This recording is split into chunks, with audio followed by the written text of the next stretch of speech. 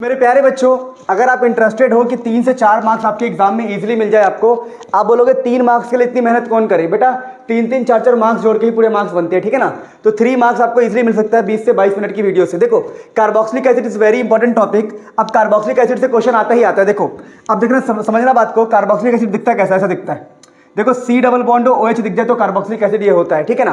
अब ये है कार्बोक्सिलिक एसिड का इंट्रोडक्शन, बड़ा सिंपल सी बात है। अब हम बात करते हैं कि भाई प्रिपेयर कैसे करेंगे, हम टाइम वेस्ट नहीं करते, प्रिपरेशन। ये यहाँ से क्वेश्चन आ सकता है। देखो, ये वाला क्वेश्चन, ये दोनों क्वेश्चन आ चुके हैं एग्जाम में।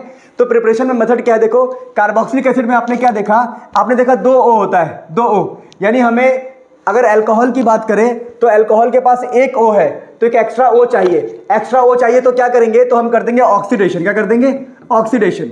अब ऑक्सीडेशन करने के लिए हम क्या क्या यूज करते हैं, देखो, KMnO4 ऑक्सीडेशन के लिए यूज करते हैं, ठीक है, पानी हाइड्रोलिसिस के साथ, ठीक है ना। और क्या यूज करते हैं हम, CrO3, ये भी यूज करते हैं। ध्यान रखना, इसको बोलते हैं जोन्स रिएजेंट।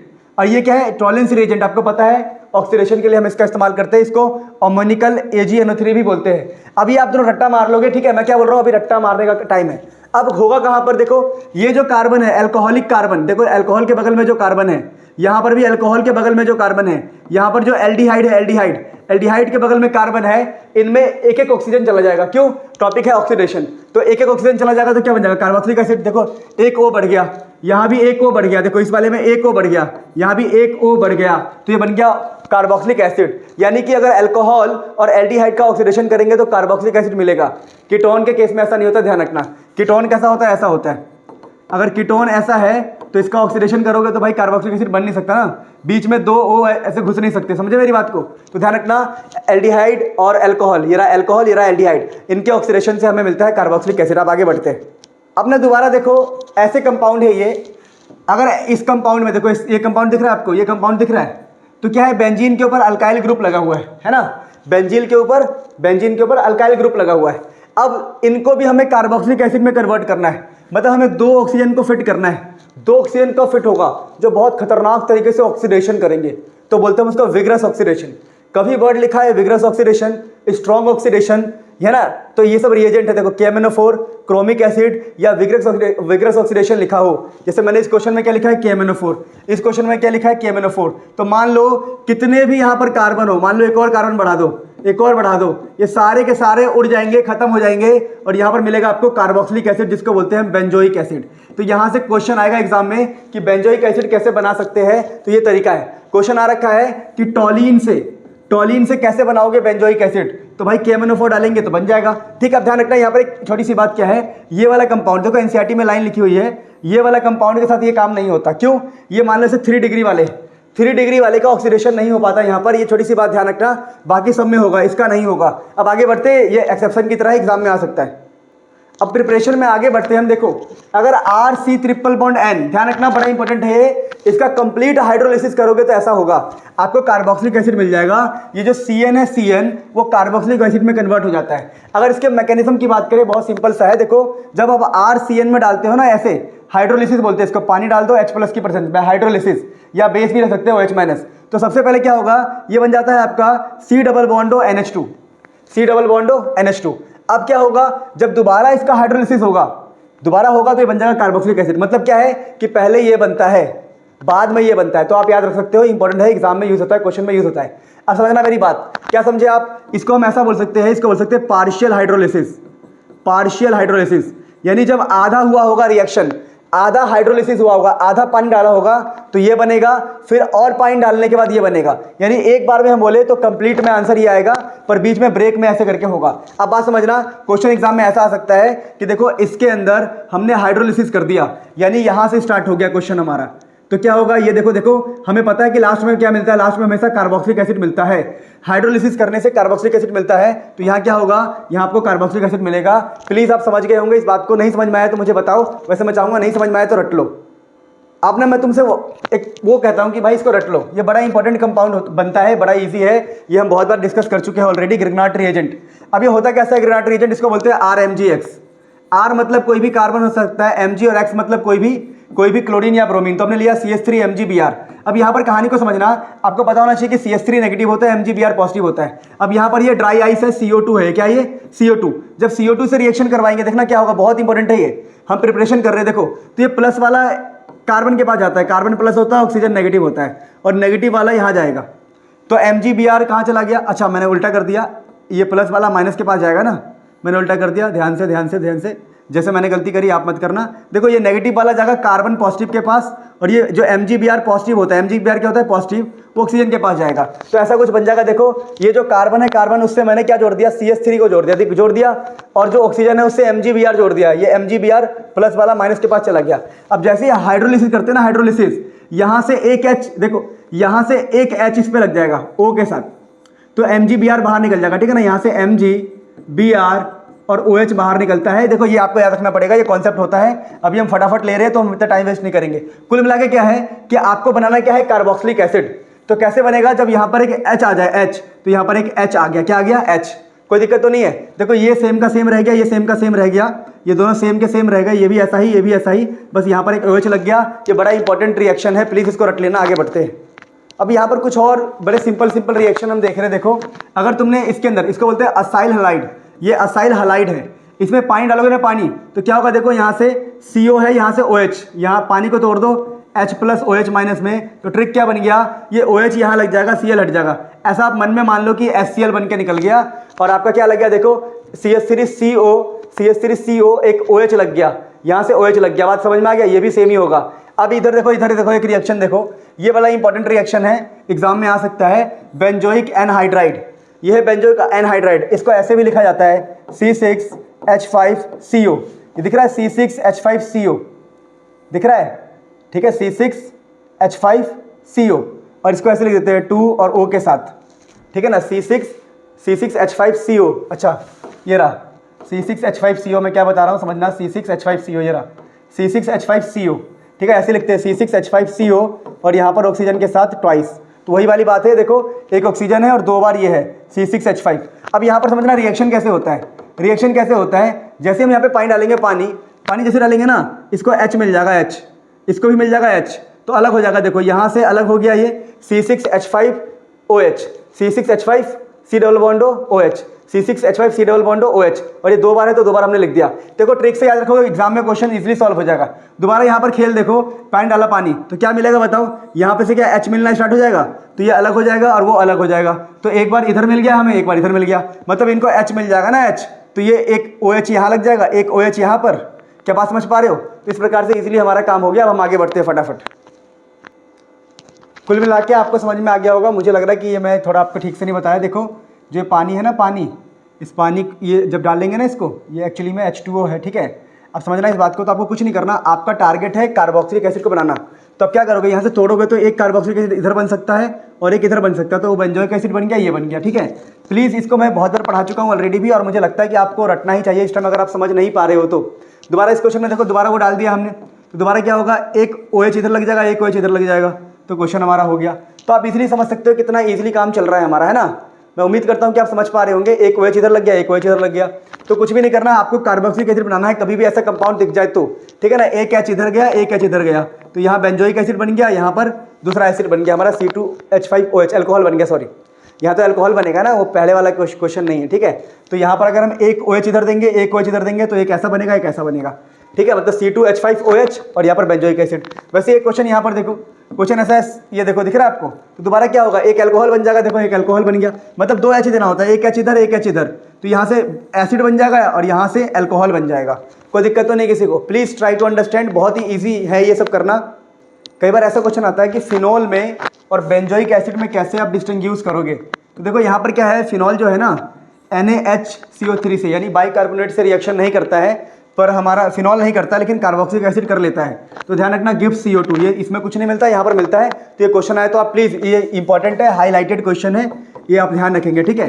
अब आगे हम काम की बात करते हैं। देखो ये काम की बात करते हैं, ध्यान रखना, कार्बोक्सिलिक एसिड को जब पानी में डालते हैं ना, पानी के अंदर, तो होता क्या है, यहाँ से ना, यहाँ से एक H निकल जाएगा, एक H निकल के बन जाएगा H3O पॉजिटिव, ये निकल जाएगा, तो क्या बचा? CH3CO minus, CH3CO minus. अब होता क्या है, यहाँ पर इलेक्ट्रॉन ना, इलेक्ट्रॉन रेजोनेंस में हो जाते हैं, जिसकी वजह से हमें क्या मिलता है? Resonance stabilised carboxylate ion. तो क्वेश्चन आएगा कि पानी के अंदर जो कार्बोक्सिलेट आयन है स्टेबल क्यों होता है, तो हम लिखेंगे answer due to resonance, due to resonance, इसको रेजोनेंस बोलते हैं। आई होप आप समझ पाए होंगे, बहुत इजी बातें चल रही है, ठीक है ना, इतना कुछ हार्ड बात है नहीं, पर अगर आप एक बार इसको ठीक से पढ़ लोगे तो मजा आ जाएगा। देखो एसिडिक स्ट्रेंथ की बात करते हैं हम। देखो आपको पता है कि एसिडिक स्ट्रेंथ कब बढ़ता है, एसिडिक स्ट्रेंथ तब बढ़ता है जब कोई इलेक्ट्रॉन खींचने वाला बंदा लगा हो। तो देखो सबसे ज़्यादा अगर इसका होता है एसिडिक स्ट्रेंथ ये बढ़ाएगा, फिर ये, फिर फ्लोरीन, फिर क्लोरीन, फिर ब्रोमीन, फिर आयोडीन, फिर फिनाइल। सबसे कम एसिडिक स्ट्रेंथ फिनाइल बढ़ाता है। अब मेरी बात को समझना, क्वेश्चन ऐसा आएगा कि इनमें ज़्यादा एसिडिक कौन है, तो देखो 3 CF3 दिख गए, टिक मार दिया। अच्छा 3 Cl है, 3 Cl है तो भाई बहुत पावर होगा। देखो 1 Cl की पावर है तो 3 Cl तो बहुत ज़्यादा हो गया, फिर यहाँ पर 2 Cl की पावर आएगी, फिर NO2 अकेला, NO2 भले ही सेकंड नंबर पर है, अकेला है तो लास्ट में चला गया इस क्वेश्चन के अकॉर्डिंग। इस क्वेश्चन में देखो यहाँ भी क्लोरीन है, यहाँ भी क्लोरीन है, कौन सा ज़्यादा एसिडिक होगा, तो हम बोलेंगे भाई देखो ये एसिडिक की पावर बताइए मैंने आपको, पावर, इसे याद करना पड़ेगा। तो यहाँ पर अब कैसे याद करें, तो देखो यहाँ पर क्या है, यहाँ दूरी बढ़ गई, यहाँ क्लोरीन जो इलेक्ट्रॉन एसिडिक स्ट्रेंथ बढ़ाने वाला बंदा है वो दूर है, देखो 1 2 3 कार्बन के बाद है, यहाँ पर देखो सिर्फ 2 कार्बन के बाद है, इसलिए ये जीत गया। यानी दूरी वाली बात भी हमें ध्यान रखनी है मन के अंदर क्वेश्चन सॉल्व करते वक्त। आप चाहे तो एनसीईआरटी में जाके ये थ्योरी भी पढ़ सकते हो, वैसे मैंने एनसीईआरटी के क्वेश्चन ही लिए हैं, ठीक है। अब मेरी बात को समझना, अगला क्या है, अगला है C6H5COH, C6H5CH2COH, और ये अगर इसको आप ड्रॉ करोगे तो पता है क्या है यहाँ पर, ये ना, ये समझना ये क्या है, ये आपका बेंजोइक एसिड ही तो है, देखो बेंजोइक एसिड है, ठीक है ना, ये बेंजोइक एसिड है बेटा। तो बेंजोइक एसिड ऐसा होता है C+OH, ठीक है। अब ये जो बेंजोइक एसिड है ना, ये ज़्यादा एसिडिक कैसे हो गया भाई, तो इसके पीछे रीज़न क्या है, देखो यहाँ पर ना ये जो इलेक्ट्रॉन है वो बॉन्डिंग में जाता है। बॉन्डिंग में जाने से क्या होता है, समझना इस चीज़ को, बॉन्डिंग में जाने से क्या होगा, बॉन्डिंग में जाने से कुछ नहीं होने वाला। यहाँ पर ना आपका sp2 कार्बन, देखो सब कुछ छोड़ो, यहाँ पर जो कार्बन होता है, कार्बन, ये कार्बन होता है sp2 हाइब्रिडाइज्ड, कैसा होता है, sp2 हाइब्रिडाइज्ड। अब sp2 हाइब्रिडाइजेशन से क्या होता है, जो इसके है ना sp2 हाइब्रिडाइज्ड कार्बन क्या होता है, इसका परसेंटेज s कैरेक्टर ज़्यादा होता है या इलेक्ट्रोनेगेटिविटी ज़्यादा होता है। अब तुम्हें ये सब बातें समझ में नहीं आएगी, पर मैं बता रहा हूँ, देखो इसका अब अगर क्वेश्चन आता है एग्जाम में कि बताओ रेजोनेंस हो रहा है फिर भी C6H5COH ज़्यादा एसिडिक क्यों है, बेंजोइक एसिड ज़्यादा एसिडिक क्यों है इनके मुकाबले, ठीक है ना। तो आप रीज़न क्या दोगे, रीज़न दोगे ड्यू टू sp2 कार्बन, बस बात खत्म हो गया। आप डिटेल में पढ़ना चाहते हो तो वो तो टाइम वेस्ट हो जाएगा, ठीक है ना। अभी हमें डिटेल में पढ़ना ही नहीं, हमें काम से मतलब है। ये एनसीईआरटी का हाईलाइटेड क्वेश्चन है, इसलिए मैं बता रहा हूँ आपको रीज़न लिखना है, ड्यू टू sp2 कार्बन, या फिनाइल ग्रुप जुड़ जाए या विनाइल ग्रुप जुड़ जाए, इसको ऐसे फिनाइल ग्रुप आप ट्रीट कर सकते हो। तो जब फिनाइल ग्रुप जुड़ गया ना बेंजोइक एसिड में, तो वो ज़्यादा एसिडिक हो जाता है। क्यों ज़्यादा एसिडिक हो जाता है, due to sp2 carbon, due to sp2 carbon. बात समझ में आ गया। अच्छा अब आगे बढ़ते हैं, काम की बात और करते हैं। अगर इसकी बात करूं मैं तो कौन सा ज़्यादा एसिडिक है, तो NO2 वाला। क्यों, मैंने पीछे बताया था NO2 इलेक्ट्रॉन खींचता है, और इलेक्ट्रॉन खींचने वाले हमेशा एसिडिक स्ट्रेंथ को बढ़ाते हैं। अब यहाँ पर देखो, यहाँ तो इलेक्ट्रॉन देने वाला है, इलेक्ट्रॉन देने वाला हमेशा एसिडिक स्ट्रेंथ को कम करता है, तो सबसे कम ये हो गया, सबसे ज़्यादा ये हो गया, तो बीच में खुद बेंजोइक एसिड आ गया। ये सारे एनसीईआरटी के क्वेश्चन है, मैं बस आपको हेल्प करने के लिए जल्दी जल्दी रिवाइज करवा रहा हूँ। अब हम काम की बात करते हैं। अगर काम की बात करें तो formation of anhydride, this is important topic, ठीक है ना, कई बार एग्जाम में आ चुका है। तो देखो एनहाइड्राइड बनता कैसे है, आपको 2 एसिटिक एसिड लेना है। मैंने 2 एसिटिक एसिड ले लिया, दोनों को उल्टा करके रखना है, एक का OH इधर, एक का OH इधर।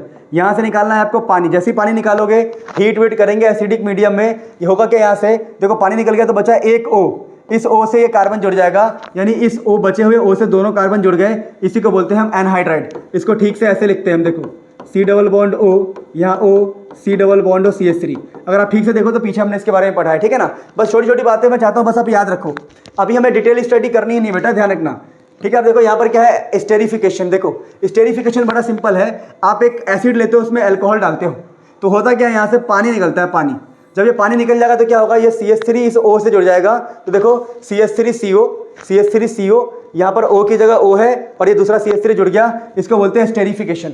इसका मैकेनिज्म बड़ा इंपॉर्टेंट है जो मैं करवा चुका हूँ, किसमें, all mechanism of organic chemistry, इस नाम से मेरी एक वीडियो है, उसको आप देखोगे, ऑर्गेनिक केमिस्ट्री के ऑलमोस्ट सारे ही मैकेनिज्म हो जाएंगे, और ये बहुत इंपॉर्टेंट है, एग्जाम में आ सकता है, मैं आपको लिख के दे रहा हूँ, गारंटी है कि इसमें अगर आया मैकेनिज्म तो ये वाला आ सकता है। अब आगे देखो, कुछ रिएक्शन से बड़े इजी, अगर PCl3 डालेंगे तो OH की जगह पर Cl लग जाएगा, PCl5 डालेंगे तब भी Cl लग जाएगा, SOCl2 डालेंगे तब भी Cl लग जाएगा। ये सब आप इजीली जानते हो, जो डालते हो वो लग जाता है OH की जगह पर, ये पहले से जानते हो। आप कुछ काम की बातें करूँ तो मैं देखो यहाँ पर reaction with ammonia, this is very important topic, बहुत ही इंपॉर्टेंट टॉपिक है। मैं बोल रहा हूँ कुछ भी नहीं पढ़ना तो ये पढ़ के जाओगे। अब होता क्या है, देखो जब अमोनिया डालते हैं ना तो O नेगेटिव है, H प्लस है, और अमोनिया के पास होता है इलेक्ट्रॉन, तो आप ऐसा मान लेंगे कि H+ ने यहाँ अटैक कर दिया, जैसे मर्जी आपको मानना है मान लो। तो होगा क्या, CH3CO, O की जगह पर O रहेगा, यहाँ हो जाएगा NH3 पॉजिटिव, क्योंकि अमोनिया का इलेक्ट्रॉन चला गया तो NH3 था, अब NH4 हो गया, पॉजिटिव हो गया। अब हीट करने से क्या होता है, हीट करने से क्या होगा, यहाँ से H2O निकल जाएगा, H2 और O निकल जाएगा, तो क्या बचेगा, NH2। देखो 2H गया, 1 हो गया, तो NH2 बचेगा। अब ये बड़ा इंपॉर्टेंट है, ध्यान रखना, आगे फ्यूचर में यूज़ होगा। जैसे मैं एग्जाम्पल लेता हूँ, ये अब मैंने यहाँ पर क्या किया, अमोनिया डाला, तो सबसे पहले क्या होगा, ये प्लस जाके इलेक्ट्रॉन पे अटैक कर देगा, तो NH4 पॉजिटिव बन जाएगा। जैसे हीट करेंगे पानी निकल जाएगा, यानी 2H और 1 O निकल जाएगा, तो NH2 बन गया। यहाँ पर लिख सकते हो रिमूवल ऑफ H2, अपने मन को समझा लो। अब मेरी बात को समझे। अब इसका इस्तेमाल कहाँ होता है, इस जगह होता है जो मैं बच्चों को जनरली अल्कोहल वाले चैप्टर में ही पढ़ा देता हूँ, ठीक है, ध्यान दो, या अमाइन वाले चैप्टर में पढ़ाते हैं इसको। अब मोस्ट इंपोर्टेंट क्वेश्चन है ये, मोस्ट इंपोर्टेंट क्वेश्चन। अब तक अगर आपने कुछ भी नहीं पढ़ा है तब भी इसके जरिए आप काम चला सकते हो। देखो कैसे ये मोस्ट इंपोर्टेंट क्वेश्चन, यहाँ पर देखो, ये है ना, यह है थैलिक एसिड। क्या है ये, थैलिक एसिड, यानी इसको सैलिड में बोलते हैं हम थैलिक एसिड। यह है थैलिक एसिड, थैलिक एसिड से हम बना रहे हैं थैलामाइड, इसको बोलते हैं थैलामाइड। ये बड़ा इंपॉर्टेंट है थैलामाइड, आप स्पेलिंग के चक्कर में मत पढ़ो, इसको बोलते हैं थैलामाइड। क्या बोलते हैं इसको, थैलामाइड। अगर देखना है कैसा दिखता है तो ऐसा दिखता है, ये phthalimide, C∼O₁H, C∼O₁H। Gabriel phthalimide reaction होता है अमाइन चैप्टर में, वही का रिवर्स है ये, बहुत इंपॉर्टेंट है, ध्यान रखना। देखो जब इसके अंदर अमोनिया डालते हैं, अमोनिया आपको पता है, जब मैं अमोनिया डालूंगा तो क्या होगा, यहाँ पर ये प्लस वाला जाके अटैक करेगा, ये प्लस वाला जाके अटैक करेगा, तो यहाँ पर NH4 पॉजिटिव बन जाएगा, यहाँ भी NH4 पॉजिटिव बन जाएगा, O- NH4 पॉजिटिव। अब जैसे आप इसको हीट करते हुए पानी निकलेगा, तो यहाँ से भी पानी निकलेगा, यहाँ से पानी निकलेगा, तो NH2 और NH2 बन गया। अगर मैं इसको और हीट करता हूँ ना, और हीट करने से क्या होता है, देखो अमोनिया निकल जाता है, माइनस का अमोनिया लिख रहा हूँ मैं। अमोनिया कैसे निकलेगा, NH2 और यहाँ से एक H लेके अमोनिया निकल जाएगा। अगर अमोनिया निकल गया तो क्या बचा, यहाँ पर देखो NH3 निकल गया, तो N और एक H बचेगा, N और एक बचा, इसको बोलते हैं हम थैलामाइड। क्या बोलते हैं, थैलामाइड। बहुत इंपॉर्टेंट है, प्लीज इसको कर लेना। अब हम काम की बात करते हैं आगे। अगर मैं काम की बात आगे करूं, देखो ये सब बहुत बेसिक रिएक्शन है जो हर बच्चे को पहले से आता है। अगर आपको नहीं आता तो ऊपर रट्टा मारना है, प्लीज एक बार देखोगे समझ में आ जाएगा। ये क्या है, देखो लिथियम एल्यूमिनियम, जो भी है ये, मेरे को पूरा नाम पता है पर मैं बोलना नहीं चाहता, ठीक है। लिथियम एल्यूमिनियम हाइड्राइड बोलते हैं, LiAlH4 है, ईथर है, H3O पॉजिटिव, ठीक है। मुझे वीडियो की लेंथ छोटी रखनी है बस। अब ध्यान दो, अब ये क्या है, रिडक्शन हो रहा है, क्या हो रहा है यहाँ पर, रिडक्शन। तो यहाँ पर होता क्या है, रिडक्शन, ये सब रिडक्शन है, रिड्यूसिंग एजेंट है ये। तो रिडक्शन में क्या होता है बेटा, रिडक्शन में होता है हाइड्रोजन की सप्लाई, हाइड्रोजन का एडिशन होता है। तो कैसे होगा, देखो आपको कुछ नहीं करना है, बड़े प्यार से यहाँ पर 2H लगा देना है। जैसे 2H लगाओगे, देखो ऑक्सीजन हटेगा, H लगेगा, तो बन जाएगा CH2 और OH की जगह पर OH। क्या बात समझ में आ गया।